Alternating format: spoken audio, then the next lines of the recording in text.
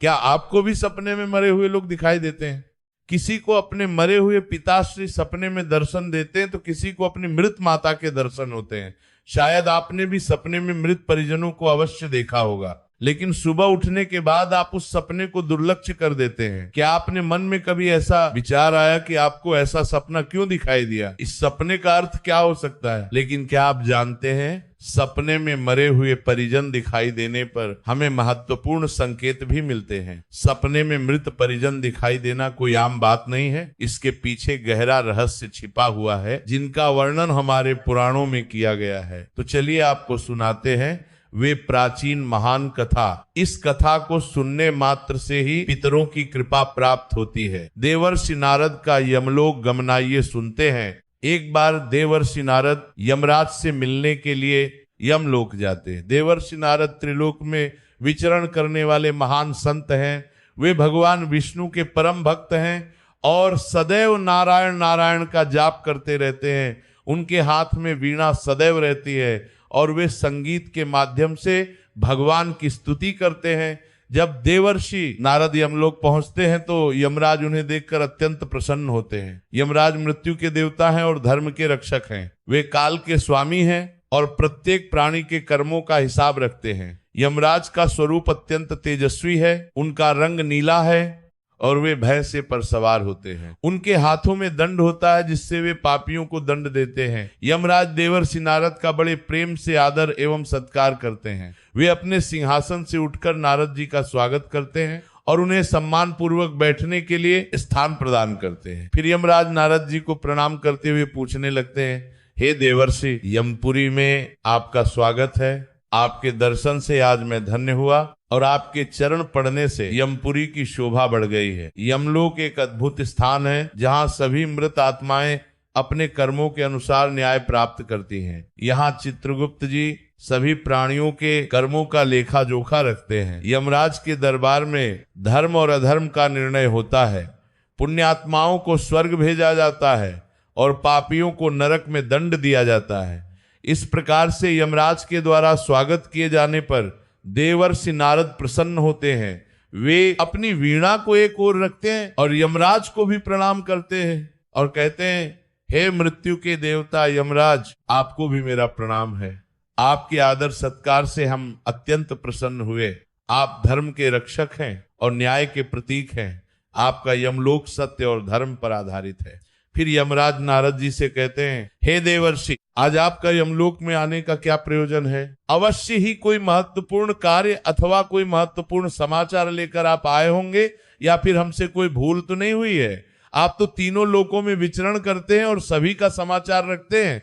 कृपया बताइए, मैं आपकी क्या सेवा कर सकता हूँ? यमराज की बातों में विनम्रता थी। वे जानते थे कि देवर्षि नारद बिना किसी महत्वपूर्ण कारण के यमलोक नहीं आते। नारद जी सदैव लोक कल्याण के लिए कार्य करते हैं और जहां भी आवश्यकता होती है वहां पहुंच जाते हैं। नारद जी की शंका तब देवर्षि नारद कहते, हे धर्मराज, आप तो मृत्यु के तथा न्याय के देवता हैं।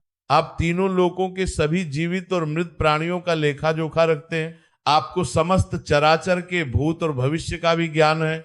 आप काल के स्वामी हैं और प्रत्येक जीव की आयु का निर्धारण करते हैं। जब किसी प्राणी का समय आ जाता है तो आपके दूत उस प्राणी को लेने के लिए जाते हैं। नारद जी आगे कहते हैं, आपके यहाँ चित्रगुप्त जी सभी प्राणियों के पुण्य और पाप का हिसाब रखते हैं। कोई भी कर्म छिपा नहीं रहता। प्रत्येक जीव को उसके कर्मों का फल अवश्य मिलता है। इसीलिए मैं आपके पास कुछ शंका लेकर आया हूं, जिसे दूर करने की कृपा करें।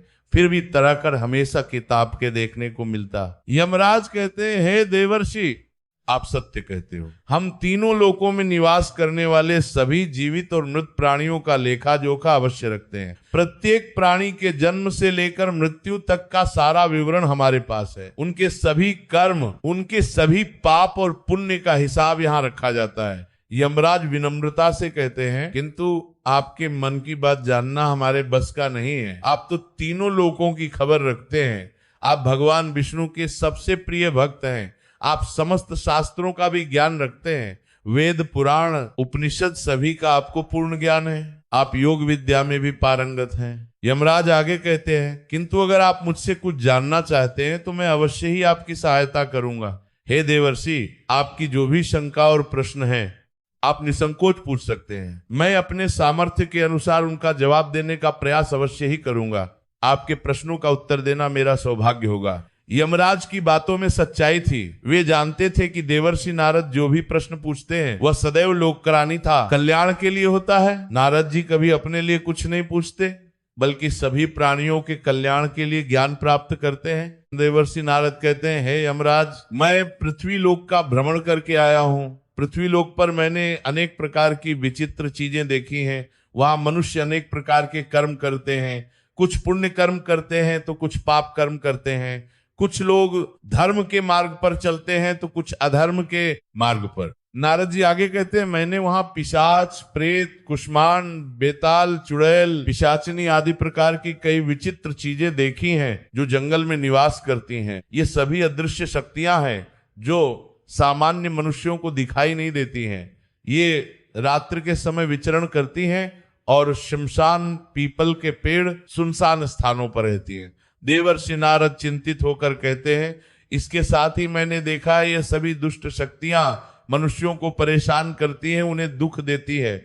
कुछ मनुष्यों को ये शक्तियां रोग देती हैं, कुछ को मानसिक कष्ट देती हैं, कुछ लोगों के घरों में अशांति फैलाती हैं। इसका क्या कारण है? ये सभी बुरी शक्तियां मनुष्य को क्यों परेशान करती हैं? नारद जी का दूसरा प्रश्न और भी महत्वपूर्ण था। वे कहते हैं, तथा मेरे मन में एक प्रश्न है कि मनुष्य कई बार सपने में अपने पूर्वजों को देखता है, तो इसका क्या अर्थ होता है? सपने में मरे हुए लोग दिखाई देने का क्या मतलब है? इससे मनुष्य को कौन से संकेत मिलते हैं? क्या यह केवल एक साधारण स्वप्न है या इसके पीछे कोई गहरा रहस्य है? देवर्षि नारद अपने प्रश्नों का उद्देश्य बताते हुए कहते हैं, 12 परवाल से, लारस परवाल से, परवारस परवाल से मैं समस्त मनुष्य जाति के कल्याण के लिए इन प्रश्नों के उत्तर जानने के लिए ही आपके पास आया हूँ। पृथ्वी लोक पर अनेक मनुष्य इन बातों से अनजान हैं। वे अपने पूर्वजों के स्वप्न में आने के संकेतों को नहीं समझते और उन्हें दुर्लक्ष्य कर देते। इससे उनका और उनके पूर्वजों का दोनों का हित होता है। नारद जी के प्रश्न सुनकर यमराज समझ जाते हैं ये प्रश्न केवल सामान्य जिज्ञासा नहीं है, बल्कि संपूर्ण मानव जाति के कल्याण से जुड़ा हुआ है। यमराज गंभीर हो जाते हैं और कहते हैं, हे देवर्षि, आपने समस्त मानव जाति के कल्याण के लिए उचित ही प्रश्न किया है। यह प्रश्न अत्यंत महत्वपूर्ण है और इसका उत्तर प्रत्येक मनुष्य को जानना चाहिए। यमराज कहते हैं, मैं आपको इन सभी प्रश्नों के उत्तर अवश्य देता हूं, किंतु उससे पहले मैं आपको एक अत्यंत पवित्र कथा सुनाता हूं। इस कथा में आपको सभी प्रश्नों के उत्तर मिल जाएंगे। ये कथा अत्यंत प्राचीन है और इसमें गहरा रहस्य छिपा हुआ है। यमराज आगे कहते हैं, आप इस कथा को ध्यान से अवश्य सुने। जो भी मनुष्य इस कथा का श्रवण करता है, मैं उसके 32 अपराध माफ करता हूँ। ये कथा इतनी पवित्र है कि इसे सुनने मात्र से ही मनुष्य के पाप नष्ट हो जाते हैं और उसके पितृ प्रसन्न हो जाते हैं। यमराज की बात सुनकर नारद जी और भी उत्सुक हो जाते हैं। तब नारद जी कहते हैं, हे धर्मराज, आप मुझे वही महान कथा सुनाइए। मैं इसे ध्यान से सुनूंगा और फिर इस कथा को पृथ्वी लोक पर सभी मनुष्यों को सुनाऊंगा, ताकि वे अपने पूर्वजों के प्रति अपने कर्तव्यों को समझ सकें। तो फिर यमराज देवर्षि नारद को ये महान कथा सुनाते हैं। यमराज अपना कारणर्तर है, स्वर गंभीर करते हैं और कथा आरंभ करते हैं। तो चलिए आपको एक कथा सुनाते हैं। आप सभी इस कथा को ध्यान से सुनिए। एक समय की बात है, मध्य देश में एक अत्यंत शोभायमान नगरी थी। वह नगरी बहुत ही सुंदर और समृद्ध थी। उस नगरी में सुंदर भवन थे, चौड़ी सड़कें थी, बाजार में सभी प्रकार की वस्तुएं उपलब्ध थीं। वहां के निवासी सुखी और संपन्न थे। वहां अनेक मंदिर थे जहां नियमित रूप से पूजा अर्चना होती थी। उसी नगरी में एक सेठ अपने 4 भाइयों के साथ निवास करता था। उस सेठ का नाम धर्म था। यह नाम उसके पिता ने रखा था इस आशा से कि वह धर्म के मार्ग पर चलेगा। उसके 4 भाई सुमन, नंदन, विरोचन और विद्वान थे। सभी भाइयों के नाम भी बहुत सुंदर और अर्थपूर्ण थे। सुमन का अर्थ है सुंदर मन वाला, नंदन का अर्थ है जो आनंद देने वाला हो, विरोचन का अर्थ है तेजस्वी और विद्वान का अर्थ है ज्ञानी। सभी भाइयों के नाम उनके गुणों के अनुसार रखे गए थे। सेठ और उसके सभी भाइयों का विवाह हो चुका था। धर्म सेठ की पत्नी का नाम सुनंदा था। वह बहुत ही सुंदर और गुणवती स्त्री थी।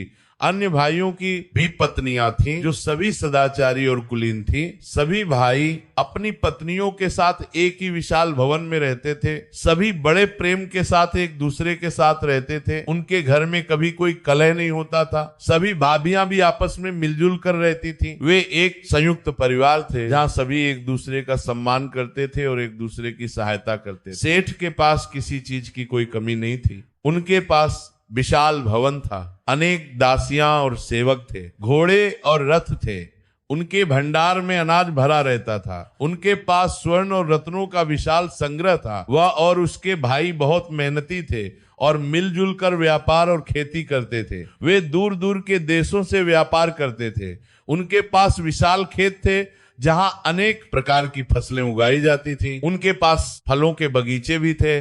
पूरे नगर में सेठ के जितना कोई धनवान नहीं था। जब भी कोई धनी लोगों की चर्चा करता तो सबसे पहले धर्म सेठ का नाम लिया जाता था। नगर के सभी लोग उनका सम्मान करते थे। पूर्वजों की संपत्ति और परंपराएं, सारी संपत्ति सेठ को उसके पूर्वजों से ही प्राप्त हुई थी। यह संपत्ति पीढ़ी दर पीढ़ी बढ़ती गई थी। सेठ के पूर्वज अत्यंत मेहनती और बुद्धिमान थे। उन्होंने अपनी मेहनत और ईमानदारी से यह संपत्ति अर्जित की थी। सेठ के पूर्वज महादानी और दयावान थे। वे केवल धन कमाने में ही विश्वास नहीं रखते थे बल्कि उस धन का सदुपयोग भी करते थे। वे सभी दान, धर्म तथा अनेक प्रकार के यज्ञ, हवन आदि धार्मिक कार्य किया करते थे। सेठ के पूर्वज प्रतिदिन प्रातःकाल उठकर स्नान करते और मंदिर जाकर पूजा करते। वे नियमित रूप से यज्ञ करवाते थे। प्रत्येक माह वे गरीबों को भोजन कराते थे। वे ब्राह्मणों को दान देते थे और उनका सम्मान करते थे। सेठ के पूर्वज मंदिरों का निर्माण करवाते थे। उन्होंने नगर में अनेक धर्मशालाएं बनवाई थी जहां यात्री निःशुल्क ठहर सकते थे। उन्होंने कुएं और तालाब बनवाए थे ताकि लोगों को पीने के लिए पानी मिल सके। पितृपक्ष में सेठ के पूर्वज विशेष रूप से अपने पितरों के लिए श्राद्ध और तर्पण करते थे। वे ब्राह्मणों को भोजन कराते और दान देते।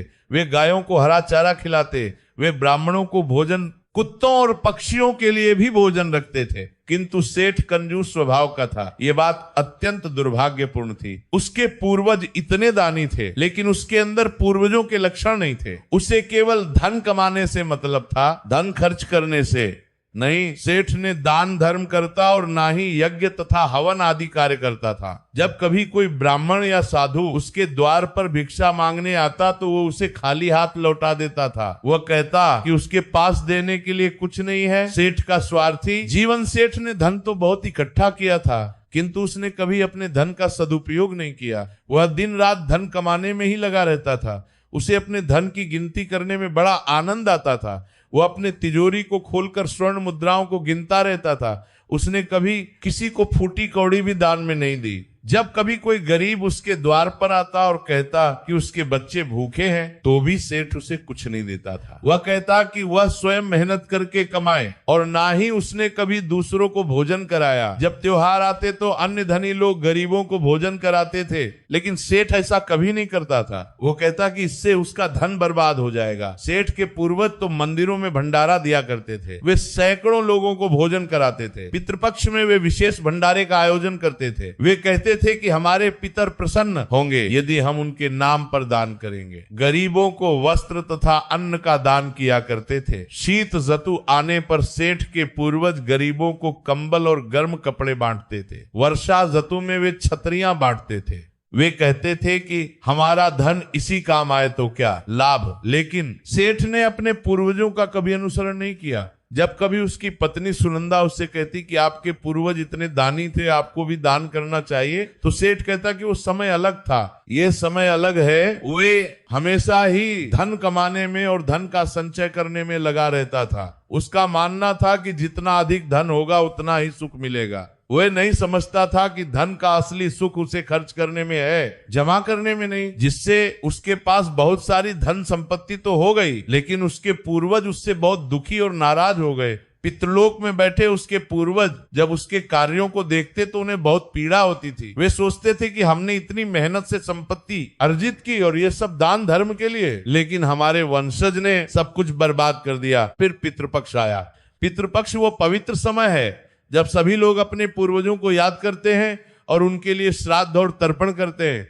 ये आश्विन मास के कृष्ण पक्ष में आता है। इन 15 दिनों में पितृ पृथ्वी पर आते हैं और अपने वंशजों से श्रद्धा की अपेक्षा करते हैं। पितृ पक्ष में सभी पूर्वज अपने पुत्रों के द्वारा श्राद्ध और तर्पण की अपेक्षा कर रहे थे। वे पितृलोक में बैठे सोच रहे थे कि अब हमारे पुत्र हमारे लिए श्राद्ध करेंगे, हमें तर्पण देंगे, हमारे नाम पर दान करेंगे। किंतु उनके किसी भी पुत्र ने अपने पूर्वजों के लिए श्राद्ध किया और ना ही तर्पण किया। धर्मसेठ और उसके भाइयों ने पितृपक्ष को भी एक सामान्य दिन की तरह बिताया। वे अपने व्यापार में ही लगे रहे। उन्होंने ना दान धर्म किया और ना ही किसी भूखे प्राणी को भोजन कराया। जब कोई ब्राह्मण उनके द्वार पर आया और कहा कि आज पितृपक्ष है, आप अपने पितरों के लिए दान करें, तो सेठ ने उसे भी खाली हाथ लौटा दिया। अपने पुत्रों को ऐसी दुष्टता देखकर सभी पितृगण अत्यंत दुखी हुए। वे पितृलोक में रोने लगे। वे कहने लगे कि हमारा अपमान हो गया, हमने अपने जीवन काल में इतना दान किया, इतने धार्मिक कार्य किए, लेकिन हमारे पुत्र हमें भूल गए। सेठ के पूर्वजों को अपने पुत्र का व्यवहार ठीक नहीं लगता था। इसी कारण से वह पितृलोक में भी दुखी ही रहा करते थे। वे सोचते थे कि हमने गलत किया जो इतनी संपत्ति छोड़ी। यदि हम सारी संपत्ति दान में दे देते तो कम से कम हमें पुण्य तो मिलता। धन कमाने के लालच में सेठ इतना उन्मत्त हो गया कि वह अपने पूर्वजों को भी भूल गया। उसे याद ही नहीं रहा कि पितृपक्ष चल रहा है। उसे केवल अपने व्यापार की चिंता थी और उसने अपने पूर्वजों का श्राद्ध तथा तर्पण आदि कार्य करना भी बंद कर दिया। पहले तो वह कभी कभार कुछ औपचारिकता के लिए कर देता था, लेकिन अब उसने वह भी बंद कर दिया, जिससे उसके पूर्वजों की आत्मा की तृप्ति नहीं होती थी। पितृ भूखे प्यासे रहते थे, उन्हें कोई शांति नहीं मिलती थी। वे प्रेत योनि में भटकने लगे। वे अपने पुत्र के ऐसे व्यवहार से दुखी रहने लगे। उनकी पीड़ा दिन प्रतिदिन बढ़ती गई। अंत में उन्होंने निर्णय लिया कि हमें कुछ करना होगा, हम इस तरह नहीं रह सकते। एक दिन उस सेठ के पूर्वज आपस में चर्चा करते हैं। पितृलोक में सभी पितर एक स्थान पर एकत्रित होते हैं। वहां सेठ के पिता, दादा, परदादा और उनके पूर्वज सभी उपस्थित थे। सेठ के पिता कहते हैं कि मैंने अपने जीवन काल में अपने पुत्र को अच्छे संस्कार देने का प्रयास किया था। मैंने उसे धर्म का पाठ पढ़ाया था, लेकिन वो मेरी बातों को नहीं समझा। उसे केवल धन से मतलब है। सेठ के दादा कहते हैं कि ये तो हमारे कुल का अपमान है। हमने अपने जीवन काल में इतना दान किया, इतने पुण्य कार्य किए, लेकिन हमारे वंशज ने सब कुछ बर्बाद कर दिया। वे एक दूसरे से कहने लगते हैं, हमारा बड़ा ही दुर्भाग्य है जो हमारे कुल में इतने स्वार्थी और लालची पुत्रों का जन्म हुआ है। हमने सोचा था कि हमारे वंशज हमारे मार्ग पर चलेंगे, लेकिन वे तो उल्टे मार्ग पर चल पड़े। एक पितर कहते हैं, हमारे पुत्र हमारे लिए श्राद्ध करते हैं और ना ही दान धर्म करते हैं। वे केवल धन संचय करने में लगे हैं। उन्हें ये नहीं पता कि धन का असली उपयोग क्या है। दूसरे पितर कहते हैं, हमारे पुत्रों के कुकर्मों के कारण हमारा पतन हो रहा है। हम प्रेत योनि में भटक रहे हैं, हमें कोई शांति नहीं मिल रही है। हम भूखे प्यासे हैं, हमारी आत्मा को तृप्ति नहीं मिल रही है। सभी पितर अत्यंत दुखी थे। उनकी स्थिति दयनीय हो गई।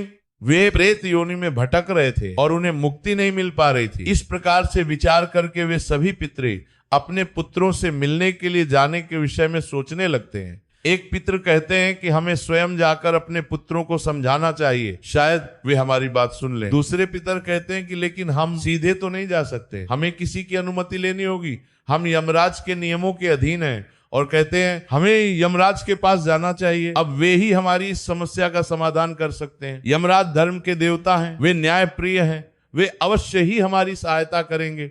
सभी पितर इस बात पर सहमत हो जाते हैं। वे कहते हैं हम सभी यमराज के पास जाकर उनसे हमारे पुत्रों को मिलने के लिए जाने की अनुमति मांगेंगे। हम उन्हें अपनी व्यथा सुनाएंगे, वे अवश्य ही हमारी सहायता करेंगे। यमलोक की यात्रा फिर सभी पितृगण आकाश मार्ग से उड़ते हुए पितृलोक से यमलोक में यमराज के पास जाते हैं। यात्रा लंबी थी, लेकिन वे निर्धारित थे। वे सभी एक साथ उड़ रहे थे। यमलोक पहुंचने पर उन्हें यमराज का विशाल दरबार दिखाई देता है। वहां चित्रगुप्त जी बैठे हुए सभी प्राणियों के कर्मों का लेखा जोखा कर रहे थे। यमदूत भी वहां यमराज के पास के लिए उड़ रहे थे। यमदूत भी वहां प्राणियों का ताप प्रपारने उपस्थित थे जो विभिन्न आत्माओं को लेकर आए थे। वहां पर जाकर वे सभी यमराज को नमस्कार करते हैं। वे अत्यंत विनम्रता से यमराज के सामने खड़े होते हैं। वे हाथ जोड़कर यमराज की स्तुति करते हैं। पितृगणों को यमपुरी में आया हुआ देखकर यमराज थोड़े आश्चर्यचकित होते हैं। सामान्यतः पितृगण यमपुरी में नहीं आते, यमराज समझ जाते हैं कि कोई विशेष समस्या है, यमराज भी उनका स्वागत करते हैं। वे कहते हैं, आइए पितृगण, आपका स्वागत है, आप सभी यहाँ कैसे आए, क्या कोई समस्या है? और उनके आने का कारण पूछते हैं। यमराज कहते हैं, आप सभी अत्यंत दुखी दिखाई दे रहे हैं, आपकी आत्माओं में शांति नहीं दिखती, कृपया बताइए मैं आपकी कैसे सहायता कर सकता हूँ। तब सभी पितृ हाथ जोड़कर अपना दुख बताने लगते हैं। वे रोते हुए कहते हैं, हे धर्मराज, हम अत्यंत दुखी हैं, हमारे पुत्रों ने हमें भुला दिया है, वे हमारे लिए कोई धार्मिक कार्य नहीं करते। वे सभी पितृ यमराज से कहते हैं, हे धर्मराज, हमारे पुत्रों की मति भ्रष्ट हो गई है, वे केवल धन कमाने में लगे हैं, उन्हें धर्म से कोई मतलब नहीं है, वे अपने पूर्वजों को भूल गए हैं। एक पितर कहते हैं, हमारे पुत्र ना दान करते हैं और ना श्राद्ध और तर्पण करते हैं, पितृपक्ष में भी उन्होंने हमारे लिए कुछ नहीं किया, हम भूखे प्यासे रह गए। दूसरे पितर कहते हैं, उनके अशुभ आचरण से हमारा पतन हो रहा है, हम प्रेत योनि में भटक रहे हैं, हमें मुक्ति नहीं मिल पा रही है, हमारी स्थिति अत्यंत दयनीय हो गई है। तीसरे पितर कहते हैं, वे कभी दान धर्म नहीं करते हैं, जिस कारण से हमारी संतुष्टि नहीं हो रही है, जब तक हमारे नाम पर दान नहीं होगा हमें शांति कैसे मिलेगी। सभी पितर मिलकर यमराज से प्रार्थना करते हैं, कृपया आप हमें हमारे पुत्रों से मिलने के लिए एक बार जान दे, हम हमारे पुत्रों को समझाकर लौट आएंगे, उन्हें शास्त्रों का ज्ञान देकर फिर से यमलोक लौटेंगे। यमराज उनकी व्यथा को सुनते हैं और गंभीर हो जाते हैं। वे समझ जाते हैं कि यह समस्या गंभीर है। यमराज सोचते हैं कि यदि पुत्र अपने पितरों का श्राद्ध नहीं करेंगे तो पितरों को मुक्ति नहीं मिलेगी। तब यमराज ने उन्हें आज्ञा देते हुए कहा, हे महात्माओं, मैं तुम्हारी व्यथा को समझता हूँ, तुम्हारे पुत्रों ने वास्तव में गलत किया है, उन्हें अपने धर्म का पालन करना चाहिए था। यमराज आगे कहते हैं, तुम अपने पुत्र को मिलने के लिए तो सीधे नहीं जा सकते, यदि मैं तुम्हें अनुमति दे दूं तो सभी पितर पृथ्वी पर जाने लगेंगे और ये नियम के विरुद्ध है। पितरों को पृथ्वी पर सीधे जाने की अनुमति नहीं है। पितरों के चेहरे पर निराशा दिखाई देती, लेकिन यमराज मुस्कुराते हैं और कहते हैं, किंतु तुम अपने पुत्र को स्वप्न के माध्यम से संकेत अवश्य दे सकते हो, ये नियम के अनुसार है। पितर अपने वंशजों के स्वप्न में जा सकते हैं, यमराज समझाते हैं, इसीलिए आप सभी अपने पुत्रों को उनके सपने में जाकर संकेत देकर उन्हें अपना दुख समझा सकते हैं। तुम उन्हें विभिन्न प्रकार के संकेत दे सकते हो। यदि तुम्हारे पुत्र बुद्धिमान हैं तो वे उन संकेतों को समझ जाएंगे। यमराज आगे कहते हैं, तुम उन्हें अपनी दयनीय स्थिति दिखा सकते हो, तुम उन्हें अपनी भूख और प्यास दिखा सकते हो, तुम उन्हें यह बता सकते हो कि तुम्हें क्या चाहिए। यदि वे समझदार हैं तो वे अवश्य ही तुम्हारी सहायता करेंगे। फिर वे सभी पितर इस बात पर सहमत हो जाते हैं। उन्हें लगता है कि ये एक अच्छा उपाय है। वे यमराज को धन्यवाद देते हैं और कहते हैं, हे धर्मराज, आपने हमें एक अच्छा मार्ग दिखाया है, हम अपने पुत्रों के स्वप्न में जाएंगे और उन्हें संकेत देंगे और एक एक करके अपने सभी पुत्रों के सपनों में जाकर उन्हें दर्शन देते हैं। पहली रात सभी पितर तैयारी करते हैं, सोचते हैं कि वे किस प्रकार से अपने पुत्रों को संकेत देंगे। सबसे पहले वे अपने बड़े पुत्र के अर्थात उस सेठ धर्म के सपने में उसे दर्शन देते हैं। रात्रि के समय जब सेठ सो रहा होता है तो उसके पितर उसके स्वप्न में प्रवेश करते हैं। सेठ के पिता उसके स्वप्न में आते हैं। वे अत्यंत दुखी दिखाई देते हैं, उनके वस्त्र फटे हुए हैं और मैले हैं, उनका चेहरा कमजोर दिखाई देता है, वे भूखे और प्यासे दिखाई देते हैं। सेठ का पिता उससे कहता है, पुत्र, मैं बहुत भूखा हूं, मुझे कुछ खाने को दो, मैं बहुत प्यासा हूं, मुझे जल दो। लेकिन सपने में सेठ कुछ समझ नहीं पाता। फिर सेठ के दादा आते हैं, वे जंजीरों में बंधे हुए दिखाई देते हैं। वे कहते हैं, पुत्र, मुझे इन जंजीरों से मुक्त करो, मैं बंधन में हूं, मुझे मुक्ति चाहिए। सेठ के परदादा भी आते हैं, वे रोते हुए दिखाई देते हैं। वे कहते हैं, हमने तुम्हारे लिए इतनी संपत्ति छोड़ी, लेकिन तुमने हमें भुला दिया, तुम हमारे लिए श्राद्ध नहीं करते। और उसे संकेत देते हैं। सभी पितर विभिन्न प्रकार के संकेत देते हैं। कोई अपनी भूख दिखाता है तो कोई अपने बंधन, कोई रोता है, किंतु उनका बड़ा पुत्र उनके संकेतों को समझ नहीं पाता है। सुबह जब सेठ उठता है तो उसे स्वप्न की कुछ धुंधली याद होती है। वह सोचता है कि कुछ अजीब सा सपना आया था। दूसरे दिन जागने पर वो उस सपने को भूल जाता है। वह अपने नित्य कार्यों में लग जाता है। उसे अपने व्यापार की चिंता होती है। वह सोचता है कि आज उसे बाजार जाना है और कुछ सौदे करने हैं, और अपने पितरों के द्वारा दिए गए संकेतों को भी नजरअंदाज कर देता है, अपने काम में लग जाता है। इससे वे सभी पितृगण फिर से निराश हो जाते हैं।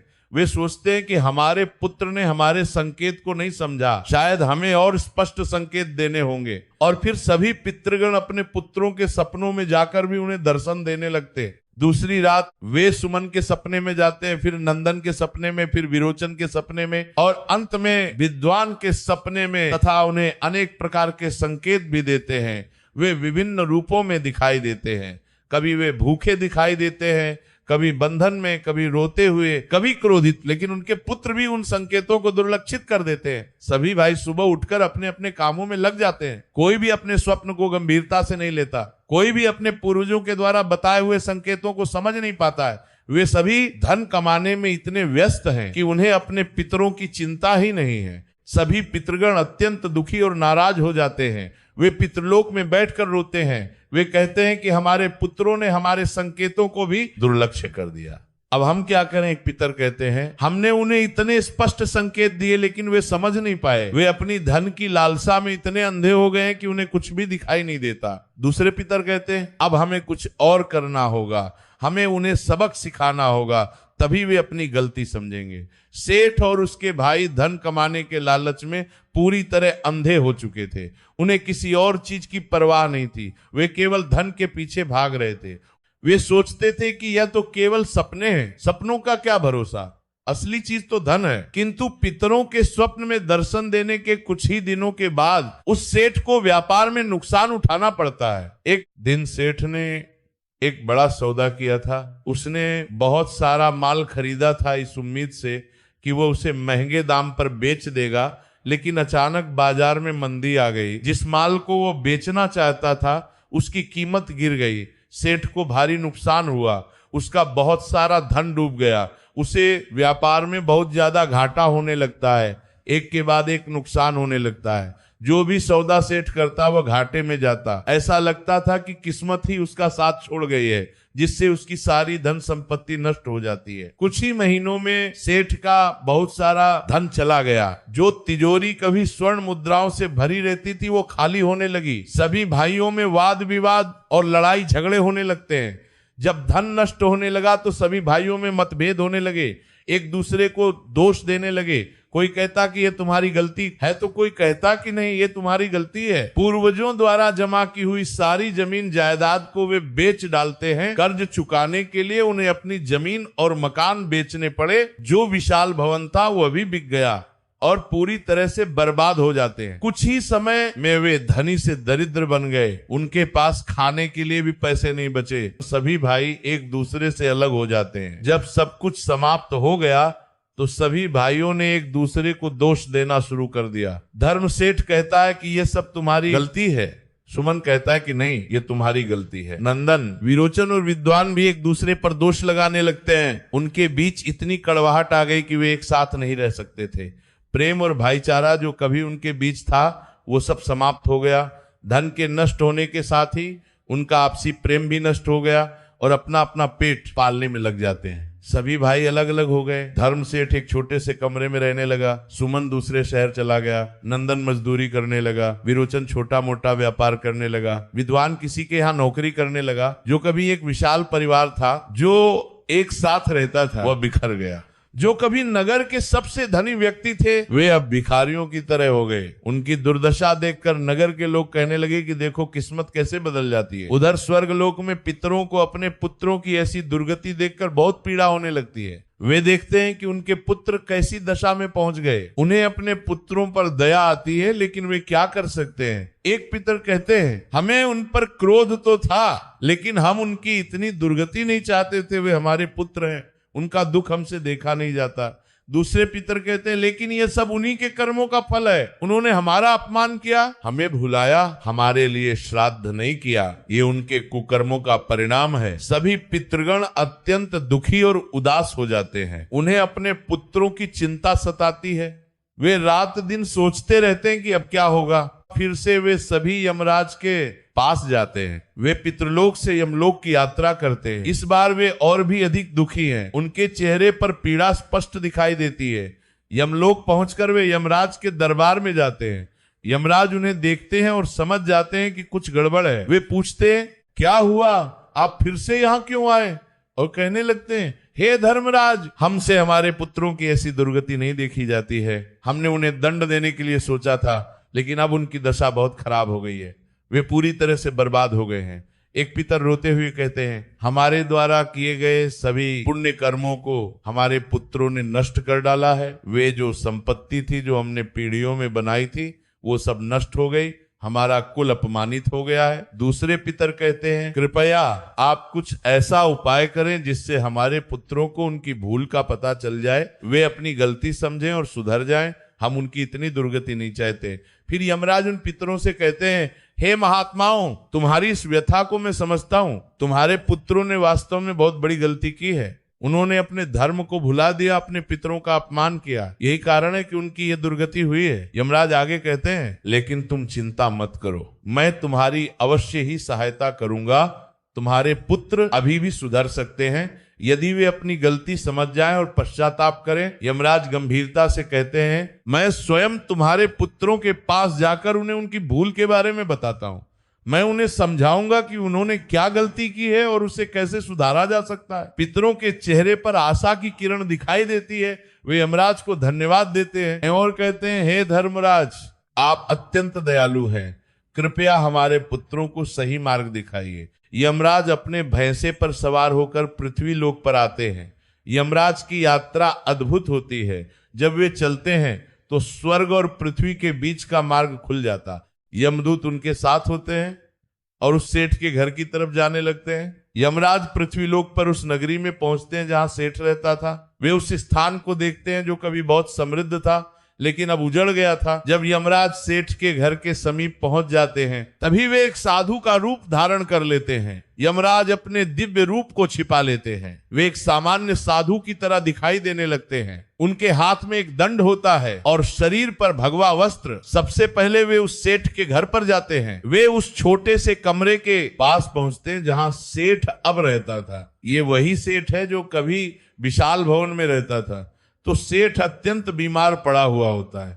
सेठ की हालत बहुत खराब थी। वह बिस्तर पर लेटा हुआ था। उसका शरीर कमजोर हो गया था। उसे बुखार था और वह करा रहा था। उसकी पत्नी सुनंदा उसकी सेवा कर रहा थी। द्वार पर जाकर यमराज खांसने लगते हैं। वे जोर से आवाज लगाते हैं ताकि अंदर के लोग सुन सके।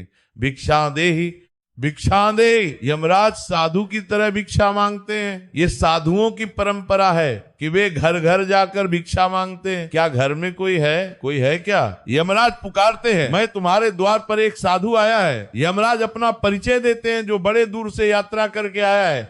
मैं लंबी यात्रा कर रहा हूं और बहुत थक गया हूं, कोई हो तो भिक्षा दो, भिक्षा दे।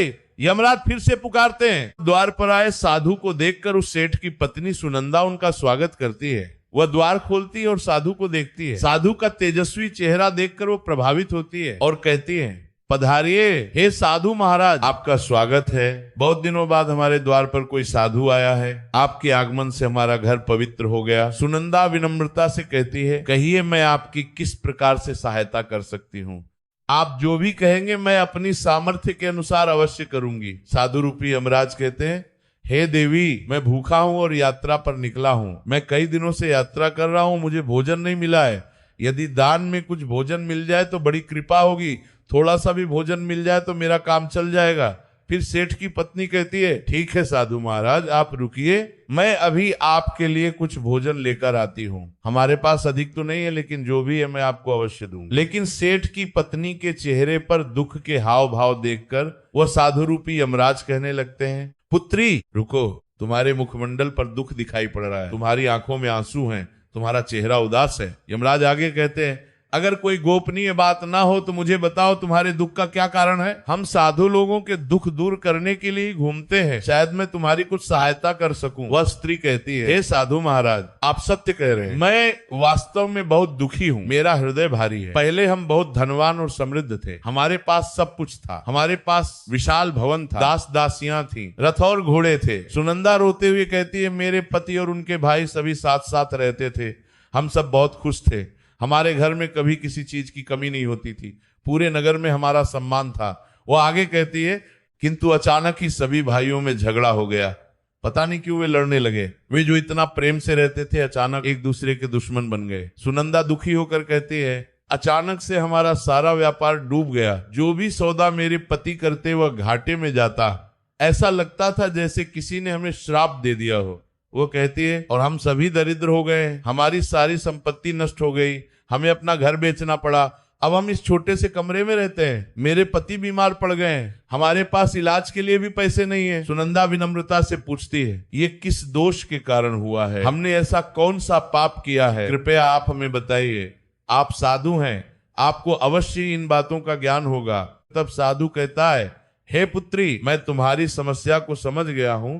तुम्हारे घर में पितृदोष है, ये बहुत बड़ा दोष है, इस कारण से तुम्हारे पति की ये दशा हुई है। साधु गंभीरता से कहते हैं, जब मनुष्य अपने पितरों का अपमान करता है, उनके लिए श्राद्ध और तर्पण नहीं करता, तो पितृदोष लग जाता है। ये दोष बहुत भयंकर होता है, इससे मनुष्य की सारी संपत्ति नष्ट हो जाती है। साधु आगे कहते हैं, तुम्हारे पति के कर्मों के कारण उसके पूर्वज रुष्ट हुए हैं। तुम्हारे पति और उसके भाइयों ने अपने पूर्वजों को भुला दिया। उन्होंने उनके लिए श्राद्ध नहीं किया, तर्पण नहीं किया, दान नहीं किया। इसी कारण से पितरों का कोप उन पर पड़ा है। साधु की बात सुनकर वो सेठ अंदर से बाहर आता है। वह कमजोर और बीमार था, लेकिन साधु की बात सुनकर वो उठकर आता है। वो साधु के चरणों में गिर जाता है और साधु से पूछने लगता है, हे साधु महाराज, कृपया मुझे बताइए, मैंने ऐसा कौन सा पाप किया जो मेरा सब कुछ बर्बाद हो गया, मेरा सारा धन नष्ट हो गया, मेरी संपत्ति चली गई। सेठ रोते हुए कहता है, मेरे भाई भी मुझे छोड़कर चले गए, हम जो इतने प्रेम से रहते थे, अब हम एक दूसरे से बात भी नहीं करते, और मैं बीमार पड़ गया, मुझे कोई रोग हो गया जो ठीक नहीं हो रहा। सेठ विनम्रता से कहता है, कृपया आप मुझे बताइए कि मैं अपनी गलती कैसे सुधार सकता हूँ, मैं क्या करूं जिससे मेरे सभी कष्ट दूर हो जाएं, मैं आपकी हर बात मानूंगा। तब साधु कहते हैं, पुत्र, तुमने अपने पूर्वजों को नाराज किया है, ये बहुत बड़ा अपराध है। मनुष्य का सबसे बड़ा धर्म है कि वह अपने पितरों का सम्मान करे, उनके लिए श्राद्ध करे। साधु आगे कहते हैं, तुम्हारे पूर्वजों ने जो संपत्ति और पुण्य अर्जित किया था, उसे तुमने और तुम्हारे भाइयों ने नष्ट कर दिया। तुम्हारे पूर्वज बहुत दानी थे, वे गरीबों को भोजन कराते थे, ब्राह्मणों को दान देते थे, मंदिर बनवाते थे। साधु गंभीरता से कहते हैं, लेकिन तुमने केवल धन संचय किया, तुमने कभी किसी को दान नहीं दिया। जब भी कोई भूखा तुम्हारे द्वार पर आया, तुमने उसे खाली हाथ लौटा दिया। इसी कारण से तुम्हारी दुर्गति हुई है। साधु कहते हैं, तुम लोगों ने अपने पितरों का श्राद्ध नहीं किया, उनका तर्पण नहीं किया, पितृपक्ष में भी तुमने उनकी उपेक्षा की। इसी कारण से तुम्हारे सभी पूर्वज तुमसे रुष्ट हो गए हैं। साधु आगे बताते हैं, तुम्हारे पूर्वजों ने सपने में आकर तुम्हें कई महत्वपूर्ण संकेत दिए थे। वे तुम्हें बार बार स्वप्न में दर्शन दे रहे थे। वे तुम्हें संकेत दे रहे थे कि हम भूखे हैं, हम प्यासे हैं, हमारे लिए श्राद्ध करो। किंतु तुमने उन संकेतों को दुर्लक्ष्य कर दिया, तुमने उन स्वप्नों को महत्व नहीं दिया। तुमने सोचा कि यह तो केवल सपने हैं, और इस प्रकार तुमने अपने पूर्वजों को अपमानित किया है। साधु दुखी होकर कहते हैं, यही कारण है कि तुम्हारा सारा वैभव नष्ट हो चुका है। पितृदोष के कारण मनुष्य की सारी संपत्ति नष्ट हो जाती है, उसके परिवार में कलह होता है, उसे रोग लगते हैं, उसके सभी कार्य बिगड़ जाते हैं।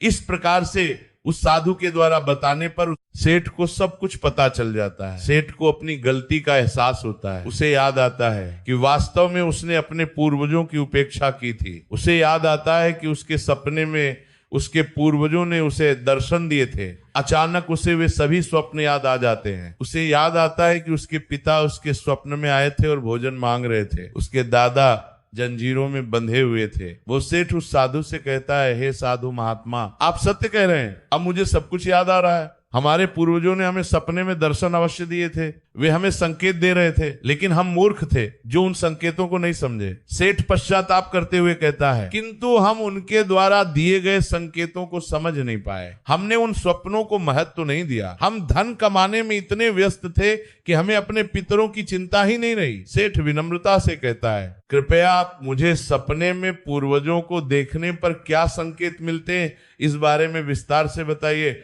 मैं सब कुछ जानना चाहता हूं ताकि मैं अपनी गलती सुधार सकूं। फिर वे साधु कहते हैं, हे पुत्र, अब तुम ध्यान से सुनो। मैं तुम्हें सपने में पूर्वज दिखाई देने पर मिलने वाले संकेतों के बारे में विस्तार से बताता हूं। ये ज्ञान बहुत महत्वपूर्ण है और प्रत्येक मनुष्य को इसे जानना चाहिए। साधु रूपी यमराज कहते हैं, पुत्र, यदि पितरों का उद्धार नहीं होता है तो वे प्रेत योनि में ही मृत्यु लोक पर भटकते रहते हैं। जब मनुष्य अपने पितरों के लिए श्राद्ध और तर्पण नहीं करता तो पितरों को मुक्ति नहीं मिलती। साधु आगे कहते हैं, वे भूख प्यास से व्याकुल होकर अपने परिवारजनों के घर में प्रवेश करते हैं। वे अपने पुत्रों से भोजन और जल की आशा रखते हैं। वे चाहते हैं कि उनके पुत्र उनके लिए श्राद्ध करें, तर्पण दें। साधु गंभीरता से कहते हैं, लेकिन जब उनके पुत्र उनकी उपेक्षा करते हैं तो वे स्वप्न के माध्यम से संकेत देने का प्रयास करते हैं। सुनो वत्स, अब मैं तुम्हें उन सभी संकेतों के बारे में बताता हूं जो तुम्हें ध्यान में रखना चाहिए। पहला संकेत, भूख और प्यासे यमराज ने साधु के वेश में सेठ को बताया। यदि तुम अपने सपने में अपने पूर्वजों को भूख और प्यास से व्याकुल देखते हो तो यह संकेत अत्यंत महत्वपूर्ण है। यदि तुम्हारे पितर स्वप्न में भोजन मांग रहे हो, जल मांग रहे हो, यदि वे कहें कि हम भूखे हैं, हम प्यासे हैं, तो ये बहुत गंभीर संकेत है। साधु विस्तार से समझाते हैं, इसका तात्पर्य है कि तुम्हारे पितर अभी भी प्रेत योनि में भटक रहे हैं, वे मुक्ति नहीं पा सके हैं, वे अभी भी इस लोक और उस लोक के बीच में अटके हुए हैं। साधु आगे कहते हैं, इसका कारण यह है कि उनके लिए उचित रूप से श्राद्ध कर्म और तर्पण नहीं किया गया है। जब मनुष्य अपने पितरों के लिए श्राद्ध करता है, पिंडदान करता है, तर्पण देता है तो पितरों को तृप्ति मिलती है। साधु समझाते हैं, वे अब भी अपने परिवार से आहार और जल की प्रतीक्षा कर रहे हैं। वे चाहते हैं कि उनके पुत्र उनके नाम पर ब्राह्मणों को भोजन कराएं, गरीबों को अन्न दान दें। साधु कहते हैं, यह स्थिति तब उत्पन्न होती है जब पूर्वजों का तर्पण समय पर नहीं किया जाता या जब श्राद्ध की प्रक्रिया को पूरी श्रद्धा से नहीं निभाया जाता। यदि श्राद्ध औपचारिकता मात्र के लिए किया जाए तो भी पितरों को तृप्ति नहीं मिलती। साधु आगे तर्पण समय पर एक प्रति नहीं मिलती। तुम्हारे पूर्वज स्वप्न के माध्यम से अपनी पीड़ा व्यक्त कर रहे हैं ताकि तुम उनकी स्थिति को समझो और उनके लिए आवश्यक धार्मिक अनुष्ठान कर सको। वे तुम्हें संकेत दे रहे हैं कि हम भूखे हैं, हमें भोजन दो। साधु कहते हैं, इस समस्या का समाधान यही है कि अपने पितरों के लिए विधि पूर्वक श्राद्ध कर्म और तर्पण किया जाए। पितृपक्ष में विशेष रूप से ब्राह्मणों को भोजन कराना चाहिए, गरीबों को अन्न दान देना चाहिए, नदी में जाकर तर्पण देना चाहिए। दूसरा संकेत, जंजीरों में बंधे पितर सेठ को और स्पष्ट करते हुए यमराज बोले, अगर तुम्हें अपने सपने में मृत पूर्वज जंजीरों में बंधे हुए दिखाई देते हैं तो यह अत्यंत चिंता का विषय है। यदि तुम देखो कि तुम्हारे पिता या दादा के हाथों और पैरों में जंजीरें हैं, वे बंधन में हैं, तो ये बहुत भयंकर स्थिति है। साधु गंभीरता से कहते हैं, यह संकेत इस बात का प्रतीक है कि तुम्हारे पितृ किसी बंधन में हैं और उन्हें मुक्ति नहीं मिल पाई है। वे अपने कर्मों के कारण या अपने पुत्रों द्वारा श्राद्ध न करने के कारण बंधन में फंसे हुए हैं। साधु आगे बताते हैं, यह स्थिति तब उत्पन्न होती है जब उनके श्राद्ध और तर्पण समय पर नहीं किए जाते या उनके लिए आवश्यक धार्मिक कृत्य अधूरे रहते हैं। जब श्राद्ध नहीं किया जाता तो पितर प्रेत योनि में बंध जाते हैं। साधु समझाते हैं, यह दर्शाता है कि पितरों की मुक्ति में बाधाएं उत्पन्न हो रही हैं। वे स्वर्ग नहीं जा पा रहे, वे पितृलोक नहीं जा पा रहे, वे इस लोक और उस लोक के बीच में अटके हुए हैं, जंजीरों में बंधे हुए। साधु कहते हैं, इस समस्या का समाधान भी यही है कि तुम दान, श्राद्ध और तर्पण का आयोजन करो ताकि पितरों की आत्मा को शांति मिल सके और वे अपने बंधनों से मुक्त हो सकें। पिंडदान करना चाहिए, गया जाकर श्राद्ध करना चाहिए। तीसरा संकेत, मैले फटे वस्त्र यमराज ने गंभीरता से कहा, अगर तुम्हारे पूर्वज सपने में मैले और फटे पुराने वस्त्र पहने हुए दिखाई दे तो यह अत्यंत अशुभ संकेत है। यदि तुम देखो कि तुम्हारे पितर गंदे कपड़े पहने हुए हैं, उनके वस्त्र फटे हुए हैं, तो ये बहुत बुरा संकेत है। साधु कहते हैं, ये इस बात का प्रतीक है कि तुम्हारे पितृ अत्यधिक दुखी और पीड़ित हैं, उनकी स्थिति बहुत खराब है, वे प्रेत योनि में भटक रहे हैं और उनकी आत्मा को शांति प्राप्त नहीं हो पा रही है। साधु आगे बताते हैं, ये तब होता है जब उनके लिए श्राद्ध कर्म, तर्पण और पिंडदान नहीं किया जाता। जब पुत्र अपने पितरों की उपेक्षा करते हैं तो पितरों की यह दशा हो जाती है। साधु कहते हैं, इसलिए जब भी इस प्रकार का सपना आए, अपने पूर्वजों की आत्मा की शांति के लिए तुरंत पिंडदान और तर्पण करना अनिवार्य होता है। वस्त्र दान करना चाहिए, ब्राह्मणों को वस्त्र देने चाहिए। चौथा संकेत, कुछ मांगते हुए पितरसेठ से बात करते हुए यमराज ने समझाया, अगर तुम्हारे पूर्वज सपने में तुमसे कुछ मांगते हुए दिखाई दें तो ये इस बात का संकेत है कि उनकी कोई अधूरी इच्छा बाकी रह गई है। यदि वे कहें कि हमें ये चाहिए, हमें वो चाहिए, तो ध्यान से सुनो। साधु कहते हैं उनके जीवन काल की कोई अभिलाषा अधूरी रह गई थी जो उन्हें मुक्ति प्राप्त करने में बाधा डाल रही है। हो सकता है उन्होंने कोई संकल्प लिया हो जो पूरा ना हो सका हो। साधु समझाते हैं ऐसे सपनों में यह देखना महत्वपूर्ण है कि वे किस प्रकार की वस्तु की मांग कर रहे हैं। यदि वे भोजन मांग रहे हैं तो भोजन का दान करो, यदि वे वस्त्र मांग रहे हैं तो वस्त्र दान करो। साधु कहते हैं तुम्हें उस वस्तु या उसकी समरूप चीज का दान करना चाहिए ताकि उनके अधूरे कार्य पूर्ण हो सके और उनकी आत्मा को शांति प्राप्त हो सके। जब उनकी इच्छाएं पूरी हो जाती हैं तो वे प्रेत योनि से मुक्ति पा लेते हैं। पांचवा संकेत, हाथ फेरते पितरमराज ने सेठ की ओर देखते हुए कहा, यदि सपने में तुम्हारे पूर्वज तुम्हारे सर पर हाथ फेरते हुए दिखाई दे तो यह अत्यंत शुभ संकेत होता है। यदि तुम देखो कि तुम्हारे पिता या दादा प्रेम से तुम्हारे सिर पर हाथ रख रहे हैं, तुम्हें आशीर्वाद दे रहे हैं, तो ये बहुत अच्छा है। साधु खुशी से कहते हैं इसका अर्थ यह है कि तुम्हारे पूर्वज तुमसे अत्यधिक प्रसन्न हैं और तुम्हें अपना आशीर्वाद दे रहे हैं। तुमने उनके लिए जो श्राद्ध और तर्पण किया है उससे वे संतुष्ट हैं। साधु कहते हैं ऐसे सपने इस बात का प्रतीक होते हैं कि तुम्हारे जीवन में कुछ अच्छा होने वाला है। शायद तुम्हें कोई बड़ी सफलता मिलने वाली है, शायद तुम्हारे घर में कोई शुभ समाचार आने वाला है। साधु आगे कहते हैं और तुम्हारे पूर्वज सदैव तुम्हारे साथ रहकर तुम्हारी रक्षा कर रहे हैं। ये संकेत तुम्हारे पितरों की प्रसन्नता का प्रतीक है जो उनके आशीर्वाद के रूप में प्रकट हो रहा है। छठा संकेत, हाथ बढ़ाते पितरमराज ने समझाया, अगर तुम्हारे पूर्वज सपने में तुम्हारी ओर हाथ बढ़ाते हुए दिखाई दें तो यह भी अत्यंत शुभ संकेत है। यदि वे तुम्हारी ओर अपने हाथ बढ़ा रहे हो जैसे तुम्हें आगे बढ़ने का संकेत दे रहे हो तो यह अच्छा है। साधु कहते हैं इसका अर्थ यह है कि तुम्हारे पितृ तुम्हारे प्रयासों से संतुष्ट हैं और तुम्हें जीवन में सफलता मिलेगी। तुम जो भी कार्य कर रहे हो उसमें तुम्हें सफलता मिलेगी।